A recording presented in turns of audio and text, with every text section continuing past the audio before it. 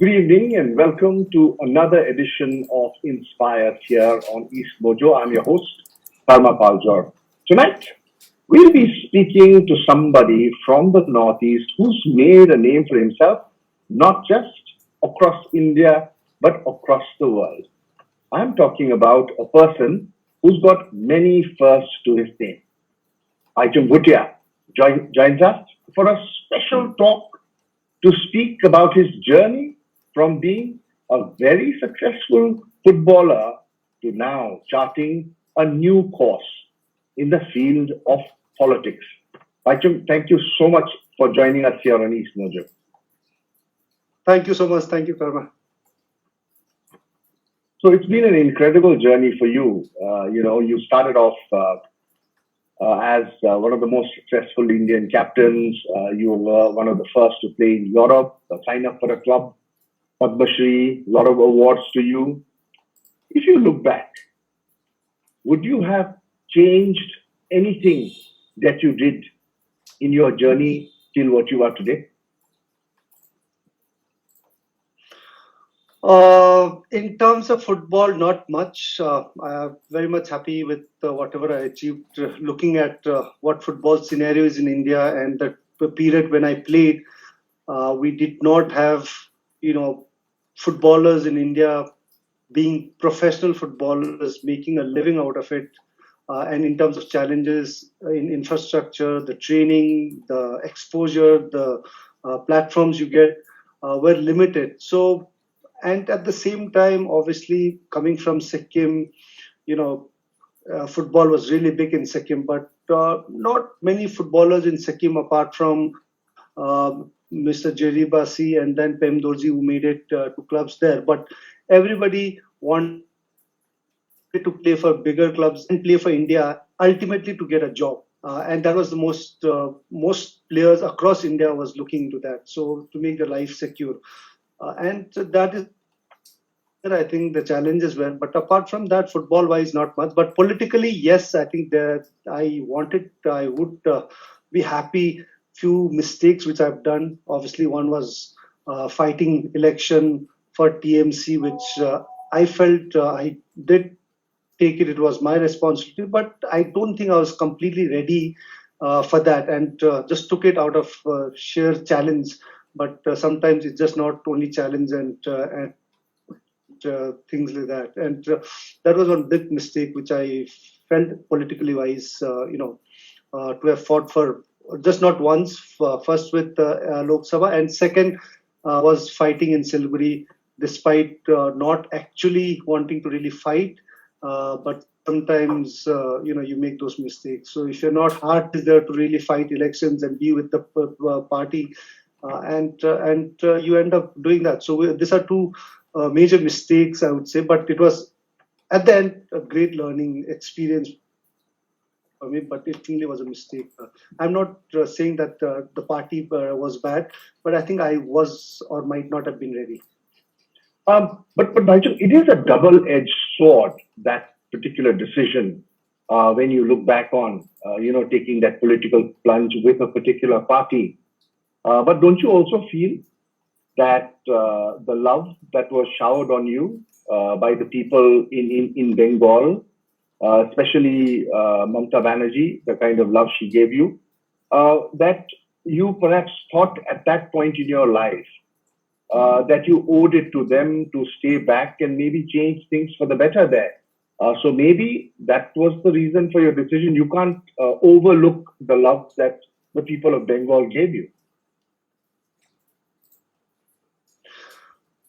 Yes, but in a way, I think I had a lot of love and support from each and every Bengalis living in Bengal. But a lot of the Bengalis are also not all TMC supporters, so they also have their own political, affiliation or love for different political parties. So that way, obviously, a lot of my East Bengal fans are people who are close to me.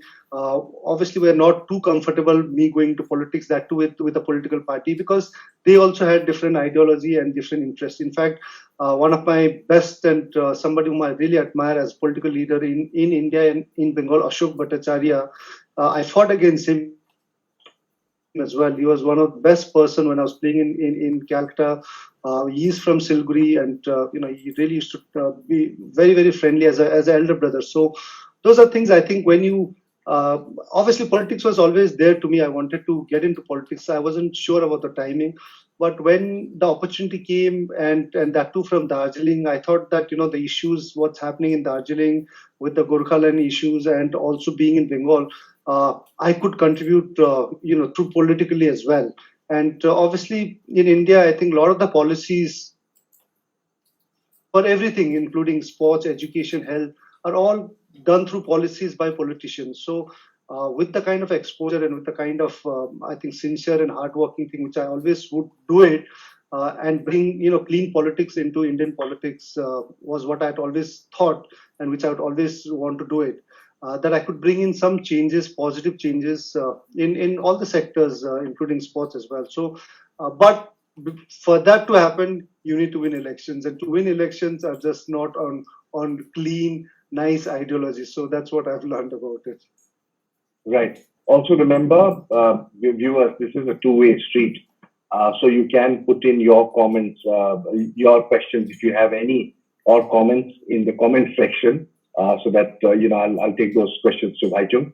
Bhaichung is also on 4G, so the Sikkimese sniper is a bit slow today.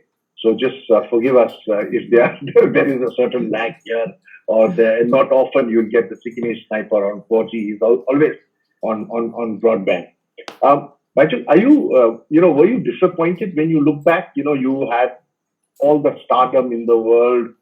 You had attention from the central government. You have attention of all the football clubs. You retired with much fanfare. You came back. The world recognized you. You came back to Sikkim. But the then Sikkimese government did not really give you the respect and the facilities that you desire, because you wanted to bring out about revolution in Sikkim. Are you disappointed? I was a bit disappointed, yes, because my intention of coming back to Sikkim was to really promote sports and especially football. And that's how, when I came back to Sikkim, my reason of coming back to Sikkim was because of football. I started my football club, United Sikkim Football Club. And within a year's time, we went on to qualify and become one of the top 12 teams of India.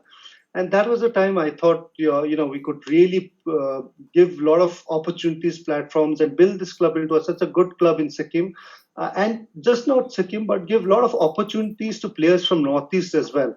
But I think that lack of support, which you expected, was not there from the government side. And especially when you run a professional club, and that too, you're playing in I League. I League was one of the biggest league, was the biggest league, now ISL. So it was as equivalent as L. And when you run such a big club playing in top league in India, with all the top stars, and everybody watch, all the football followers across India are watching you, and that's the time obviously I felt the kind of support which I had expected from that government on those days was not so into, and I don't know why, because my relationship with the former chief minister was good, but in between I don't know what happened. We started listening. I think the relation just did not, go further for us. And I did try from my side to reach out to him many times, even when I started my United Sikkim Football Club, and went on to tell a lot of people near to him that we would really focus only on football and make sure that football obviously was big in Sikkim, but make it even bigger and bring Sikkim into a big footballing map of India. From having a good professional football club. So I think that response wasn't there. And I think that because of lack of communication, I expected him as a leader of our state to call me directly, and if there was any issues to speak out, but that never happened. So that's how I think it became difficult, challenges and support which I wanted. And in between, I think there were a lot of things going on between people, what I think was giving information to him, and his decisions were definitely something which, in terms of football and sports, I did not see that kind of support coming in from that government in those days. Why didn't you choose to go to the other northeastern states? No, for me, northeastern states means Sikkim is one of it, and I always wanted to. Obviously, if I have to do something in football, to start with Sikkim was the most important thing for me because that's obviously my home state as well. And that time, I think we already had a club from Shillong, Lajong, doing really well. We had Manipur already, doing wonderful national level. Amount of players coming out from Mizoram in huge numbers were really, really big. So for me to really start pushing the Sikkim football and was something which I always thought, and it wasn't, I think, a good idea for me to go to other state and start a football club. If I wanted to do that, I would have easily done it. And I think Northeast United came later on as well.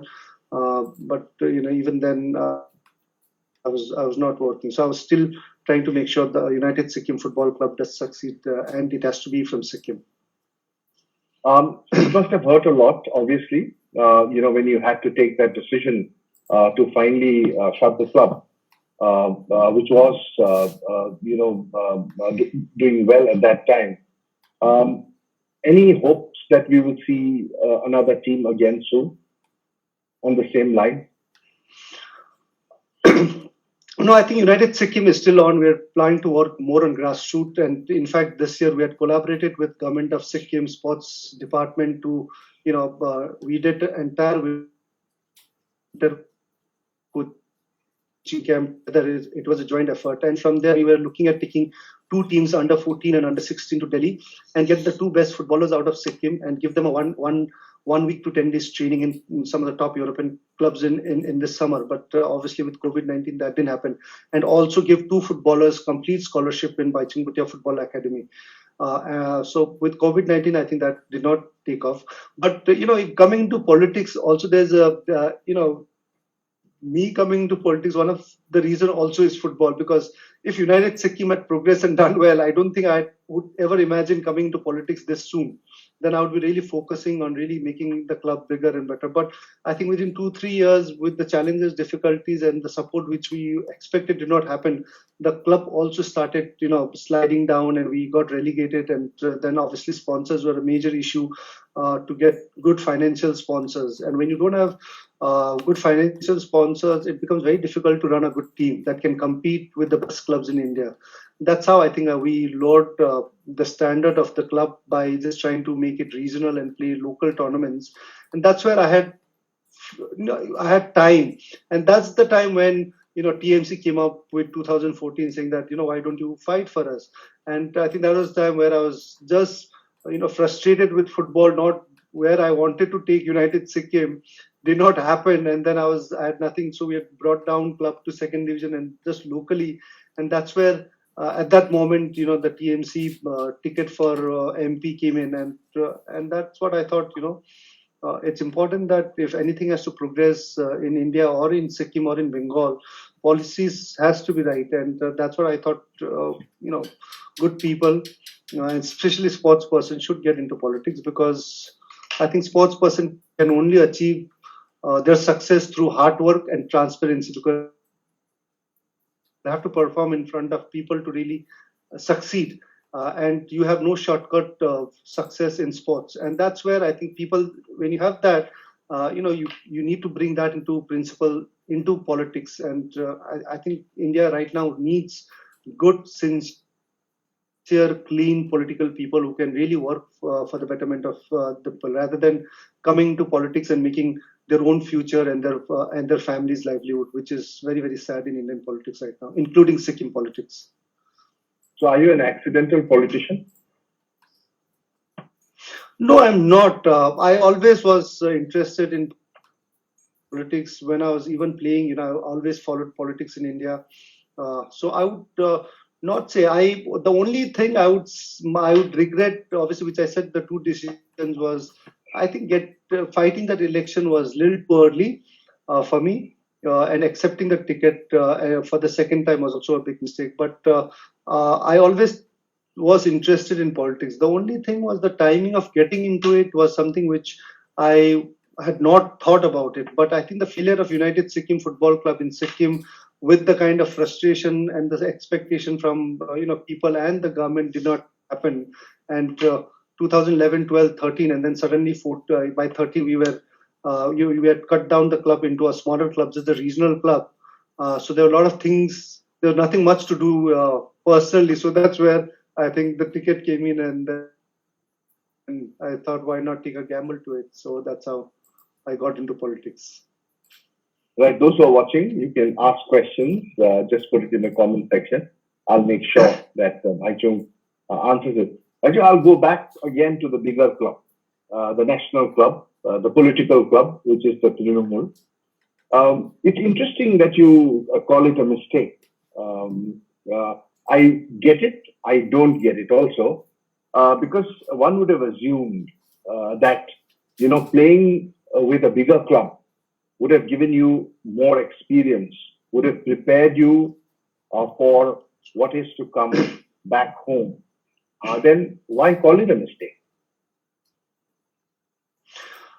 I would say mistake in taking the ticket and fighting that moment. I'm not saying TMC, the party was wrong for me or the thing, but I felt that it was a little too early for me to really fight an election without really doing a lot of my homework, which is very, very important. But as I said, again, with that mistake, I've learned from it, and I've gone on to do a bigger. When you, I wouldn't say lose, or when you face a challenge or you don't succeed in what you wanted to do in terms of winning elections in with TMC, then what I thought was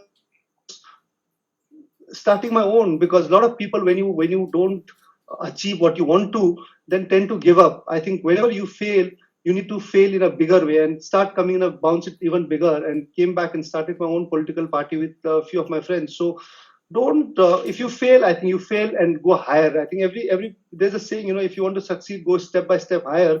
But even when you fail, I think you should not think of getting lower in what you fail. I think you need to come back challenging on a bigger scale. So that is what I thought of, not continuing with TMC, but rather, if I want to do politics, then it's important that I need to be with the people around, be with knowing the situation. I need to start from the ground level, because TMC was more of a star, putting you from top and people to just do it. So for me, it was important to build my own organization and start from bottom to top rather than the TMC style of from top to bottom. So that is what I thought it was important to do it. Right. And I know that it takes time. Right. And Bhaichung and I also went to the same school, studied the same class for a while. He was a transfer from St. Xavier's School in Pakyong, and then he joined Tashinamgil Academy.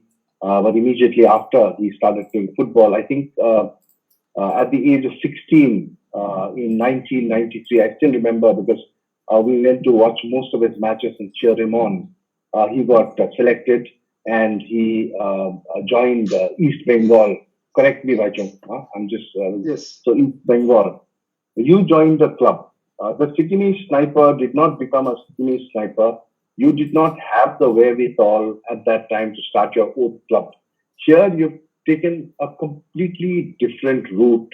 You tried playing with a bigger club. Immediately, you realized that, okay, I am not prepared to play in a bigger club. You left the club, and then you started your own club. Was it too early to start your own party, do you think? Or do you think you should have done a lot of groundwork to understand the people of Sikkim? Do you think that stardom alone, your success alone in the field of football, would make Sikkimese people trust you also as a politician? No, I think it wasn't a bad or a early start to form my own party. I think it was the right time. I think the party, the way we formed, went off very, very well. We were really, doing, I think, quite well. But again, sometimes you have people, and that's sometimes you have to take those gambles, and sometimes gambles doesn't work. And I think we started off well. We were building the party, and our process was good.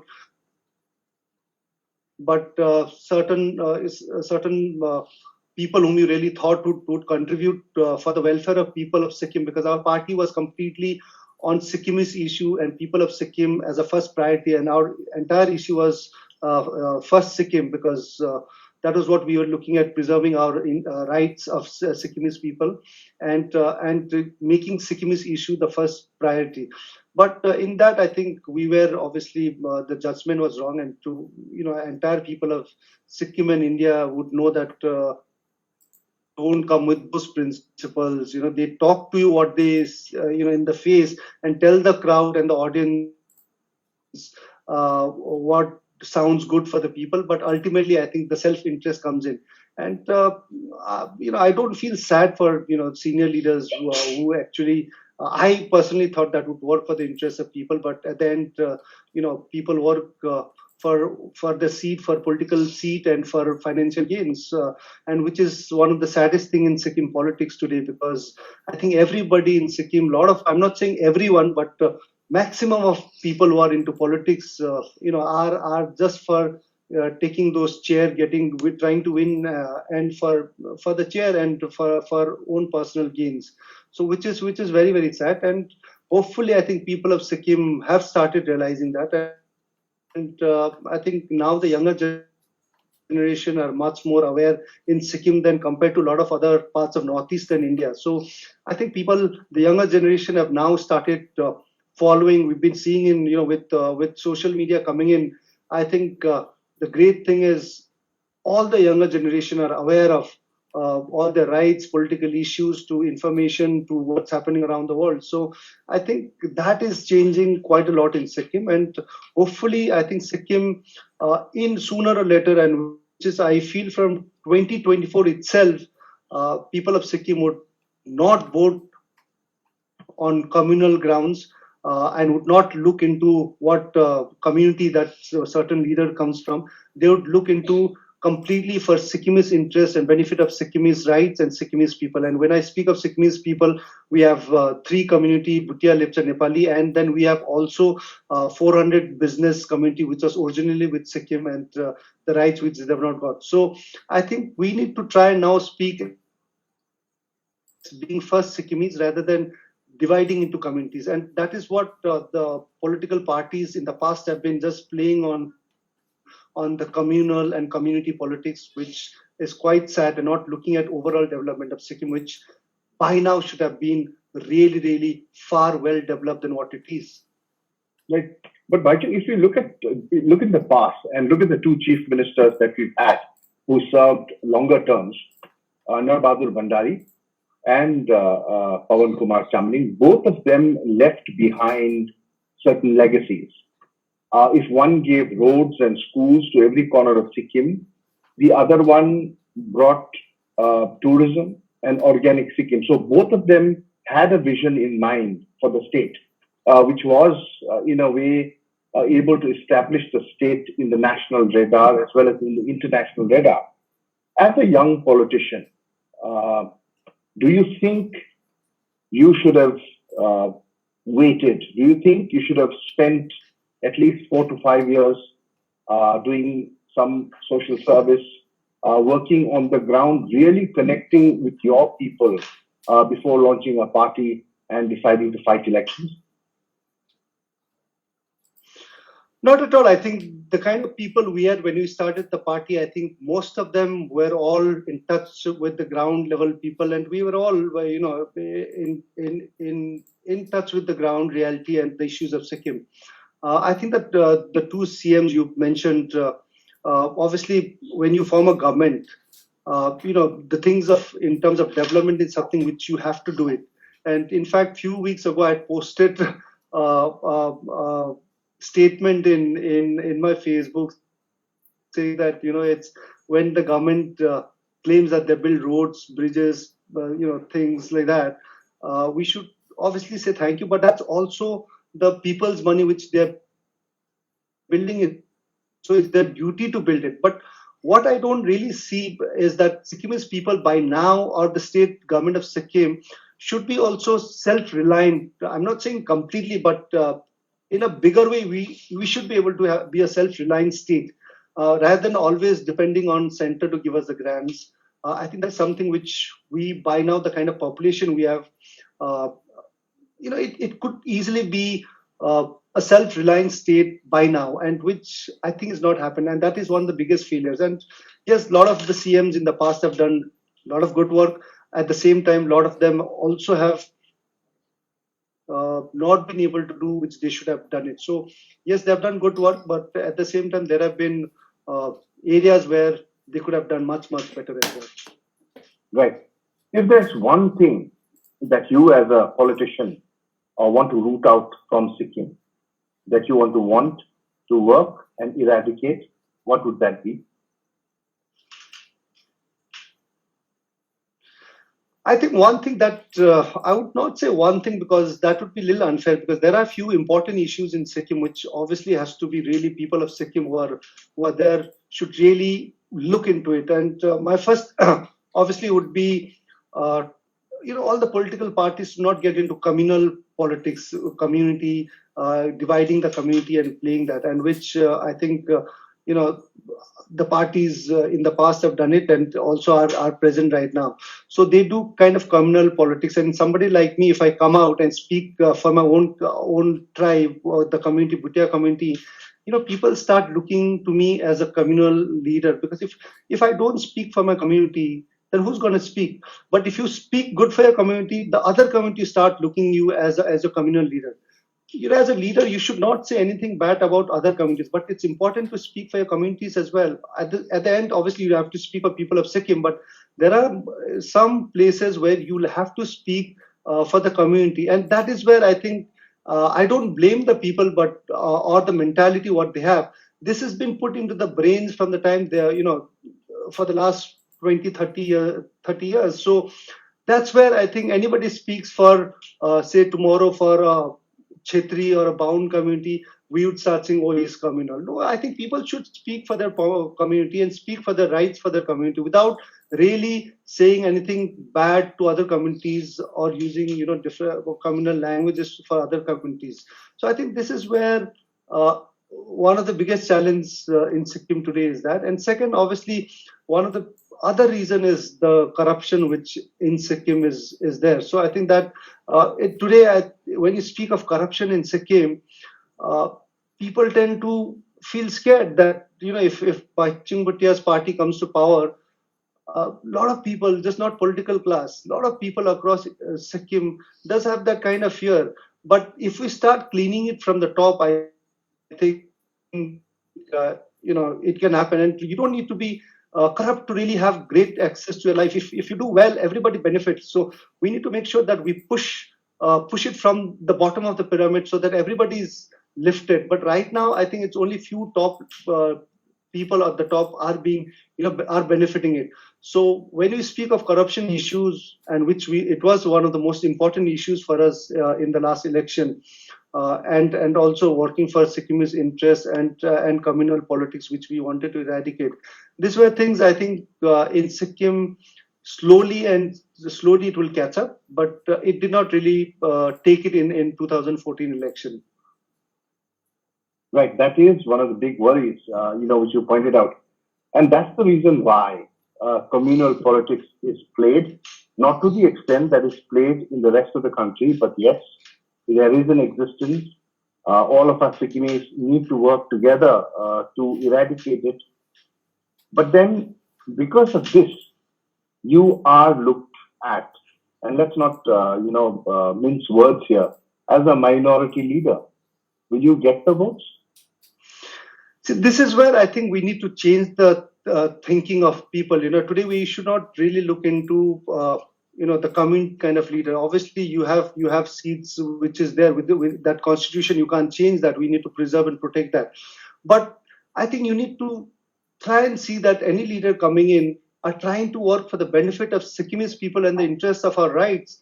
And today I still feel that the Bhutia Lepchas and the Nepalese of Sikkimese origin, the rights what we have with 371F, we need to make sure that has been protected, because that's the right as when we lost our country and we became part of India, those are the rights which was given to us. And I think that is where a lot of the influx that has happened, and the people who are either don't have a genuine document or would come later on, are trying to get the rights what we have to dilute it. And this is something which we have to really make sure that we stop it. We have to protect it. And we have people obviously in Sikkim today. If you look at the population of Sikkim, we are 6 lakh plus, I think 7 lakh as well. But look at the number of voters we have. That's 3 lakh, I think 65 voters. So that means you've got another 3.5 lakh extra people there in Sikkim. And even in voting as well, out of 3.6 lakh people who are voting, not everybody is a Sikkim subject or a COI holder, because anybody coming out from different states and living in Sikkim for 2-3 years can easily get a voter's ID and make a voter's ID and vote there. So the exact population of Sikkim in terms of COI, Sikkim subject, is much lesser than 3.5 or 6 lakh as well. So I'm not trying to say that people coming from outside should not be in Sikkim. I think they can be there. They can make a living out of it. If the government, if they are from a poorer section of family, even give them a little bit poorer, like ration or something, which BPL families get it.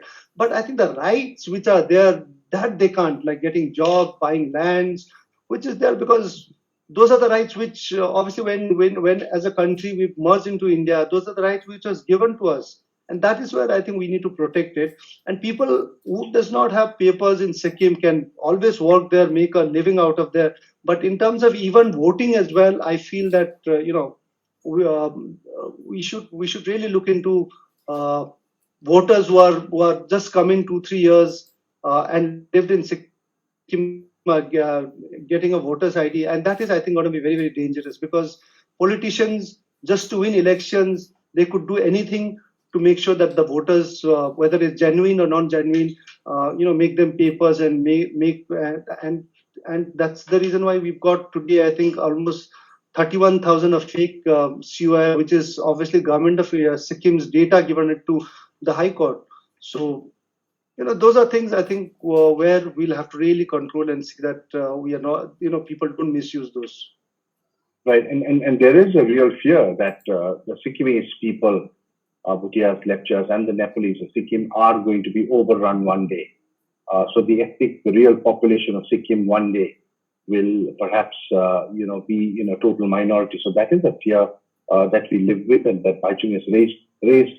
Bhaichung, why do you think, many of your well-wishers, when you jumped and started your own party, said that Arya Bhaichung should have stayed with football, should have done greater things with football and not jumped into politics? What do you say to them? Two, why do you think people did not vote for you? Did you look at the reasons behind why the party was not successful in getting a single seat? So, Karma, I think when you lose, you have hundreds of reasons people will tell you, and you have got to accept that. If I had not succeeded in football, people would have said, why did he go and play football? He should have studied, finish his, college, get a job. And I've seen that. I've seen a lot of footballers from Sikkim, my friends who've gone on to play, like me, did not succeed, come back. And they've been told by a lot of people that, you should have studied, you should have finished graduation, got a job. So when you lose, I think, you'll have plenty of reasons, and you've got to accept that because you've not won it. And it's same in football as well. When I've lost matches, if I've got thousands of East Bengal supporters, in the town saying that you should have passed that ball, you should have scored that goal, no, you should have dribbled that thing. So you'll have hundreds of reasons to say that, and you've got to accept that you can't do it because you've lost.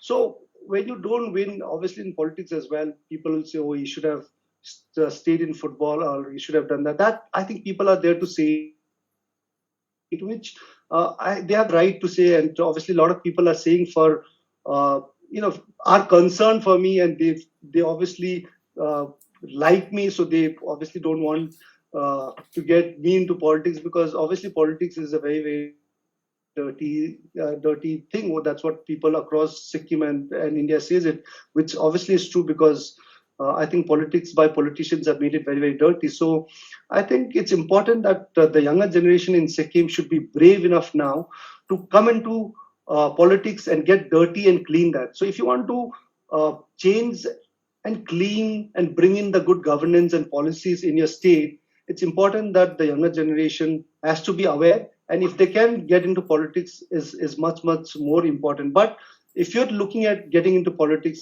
please come with principles, because I think we've had some really, really bad examples of politicians in Sikkim who've come in, won without principle, changed and jumped political parties. I'm not saying you can't change political parties, but I think if you change as well, there has to be a good reason and good issues to change it. You can't just change it because of some other self-interest reason. So I think it's important that people of Sikkim should come and join, especially the younger generation, and don't sit down in sofa and say it's dirty and the politicians are bad. You can't just do that. I think you need to get into the system to clean it. Interesting that you said that, because when you launched a political party, the idea was to have fresh faces, new faces, younger lot, and you have some of those leaders. You have some of those leaders, but also notice that you opted for some old hands. People who were senior, who were already in politics, and finally, those were the people who let you down. They at the last moment, they shifted to a different shift. And that hurt you. Again, I want to bring that part back again. Was it a mistake? Obviously, looking right now, and we failed in 2014 election was definitely a big, big mistake, because I think the senior leaders, obviously, I feel sorry for them, but their kind of politics was they've been doing politics in Sikkim for quite a long time, and they've always done politics through money. So I think they've always given money, distributed money, looked at self-interest, looked at the chair. So that is what I think ultimately I think we could see that. But initially, when we all sat down and joined and formed the party and they got into it, was only on the Sikkimese issues. But at the end, we all know that no matter what excuses they will say and try and give it to the public, we all know that they have done that kind of politics over the years. And for them, it was chair and the self-interest, which obviously was quite sad, and that definitely was a mistake. Right. Enough of politics now. We have, 10, 15 more minutes now to go. We will talk about football, just pure football of the times that you lived. Let's relive. We in TNA, Tashinamgil Academy, have seen you play, practice early, like a man possessed. So that was something that we saw very early on. When you went to play in Calcutta with the biggest club, and you were just 16 years old, just describe how you handled the pressure. Was there any pressure at all? What was the atmosphere like when you stepped out for the first time to play football? When I was a schoolboy, and we did tour to play a lot of inter-school tournaments in Calcutta and other parts of the country as well. Whenever I've gone to Calcutta to play for, say, inter-school tournaments or under 16, you've always been fascinated by Mohun Bagan, East Bengal, and you hear so much stories about the club. And a lot of times we were just training outside the stadium, Salt Lake Stadium, and you could hear the sound of the stadium when you're just training outside when the matches are playing. And as a player, you just think as a 14, 15-year-old boy, that's where you want to be in. That's where, with that kind of fans, 70, 80,000 supporting East Bengal, that's where you want to be playing. So that's always been a dream. And finally, to get that opportunity was something which was, for me, I think, one of the most exciting moments of my life. But at the same time, there was a huge pressure at the back of my mind, because it was just a one-year contract, and I was just 16 plus. I was doing my class 10 exam. I dropped 1 year to go and play under 16 in India. So second year was very, very important for me to pass class 10, because 2 years, dropping is going to be a nightmare stuff. And this offer came in just between when I was just doing my ICS exam. So last three exams, I don't know what I wrote, but I did manage to just pass by 45%, 40% in the last three subjects. But for any player, I think in India during those days was either to play in these two big clubs, and for me was at the same time big pressure that once I go and play in Calcutta and 1 year I don't succeed and they say no, I don't, we're not going to sign you next year. Then for me was coming back to Sikkim and again doing my studies, which was something which I thought I would not want to come and continue. If I've gone to play and signed a contract with East Bengal, I would want to stick on and be playing football, not come back and again, do my class 11. So that was a big challenge and there was huge pressure. But I think when I went to Calcutta, the club was very, very nice. The officials in the club was very, very kind. Maybe because I was just a young 17-year-old boy, and those days you had only had huge Nigerian club players in East Bengal. I had Chima, Christopher, and some big, build players, Kiran Kongsai. And I think that liking for a young, small boy did just come in from the officials and fans as well. And that's how I think a bit of luck as well, because you need to work hard, but at the end of the day, you need that slight luck as well to succeed. And I think that worked everything for me. Right. Sonam Tashi Gyalsen, hi Sonam, has a message for you. He says this was one good session. Admitting and accepting failures and remaining consistent is a great way forward on and off field. We might see a real change in Sikkimese politics with this attitude and aptitude. All the best. Okay, Bhaichung. So all the best from us too. Thank you. And when you went to England to play for Bury FC, there was a whole lot of excitement again. What was it like in England? Because it was like every day we were hoping that you'd play, but they kept you off the field for quite a long time. How was it? How was the experience? The experience there at the end was a little frustrating for me because I went to England first was with the trials with Aston Villa. And with Aston Villa, I did not really expect much because, going in towards the mid-season and, I just went for a 7 days trial with Aston Villa. And that was during the peak winter season. And I was in Kerala when I flew off. Just reaching England, getting that minus temperature itself was shocking. But anyway, I was there to just experience that. And I did play 1 or 2 matches for the Aston Villa reserve team. They have a second team. The first team plays the league, but the players who don't play those leagues have friendly matches during the midweek. And I did play 2 matches, and I felt it did okay. I did score a goal as well. But I knew that there was nothing. We were not looking at having a contract. But that actually prepared me to really come back during the summers, because there was summers are off season in England, and that's where I thought I would want to really come on to good fitness during this good season, which is summer, and give trials to good clubs. And I did come back and did a trial with Fulham. Obviously, Fulham, again, I played good. I scored goals for Fulham, but they were looking at striker who had an experience in English football, and that time they signed Stan Collymore. And that's how I left. But my saddest thing was I was with West Bromwich Albion, and things went really well. And in fact, I was supposed to sign with them. I had been with them for 7 to 10 days. When things go so well, sometimes, again, as I said, luck needs to be favor you as well. And off season, I was training with West Brom, doing well. And we were already in talks of contract as well. But West Bromwich Albion just sacked their manager, which was one of the, quite a shocking, because nobody sacks their manager in the pre-season, and that's what it happened. And when the manager was sacked, the management said that you'll have to wait for the new manager to come and again look at you. And that's the time where I felt that it'll be a lot of waste if I again come back and do a trial. So that's where I went to Bury FC, and had 7-10 days trial, and they liked me, and then they signed. In fact, after signing me, the manager who signed me was Neil Warner. After signing me 1.5 months, he went to Sheffield United, which was his hometown club. Went on to manage there.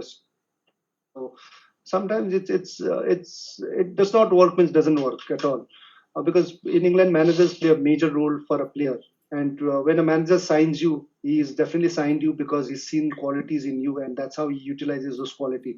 But after month and a half, he left, and we had completely a new management, and that was how first season was just difficult for me to settle down. Right. So we've completely run out of time. I have a final question for you. This 2020 has been a very difficult year for everybody. Most people, though, are looking at it in a positive way. They are thinking that they're going to use this time to build themselves, to make themselves ready for the future, to be future ready. What is Bhaichung Bhutia doing at a time like this? And immediately after, what are your priorities going to be?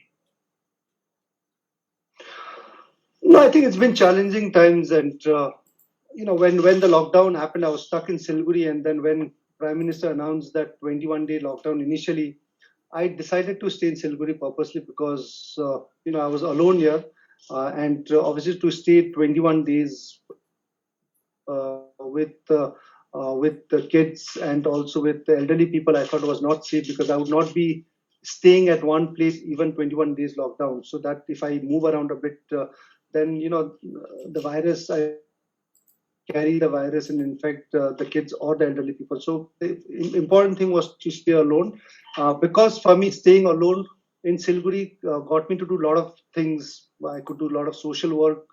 Initially, when people of Sikkim and Darjeeling, Kalimpong had issues, we came in and helped.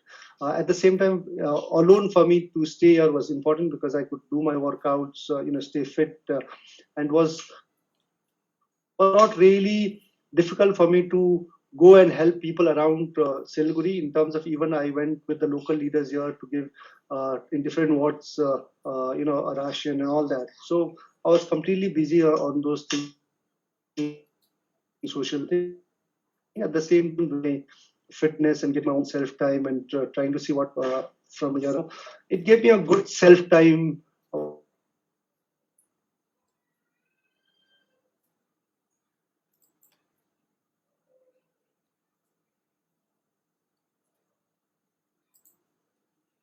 Okay, I think we have lost Bhaichung on that final note. I'll try to wait a bit. Along, can you confirm to me if we've lost Bhaichung?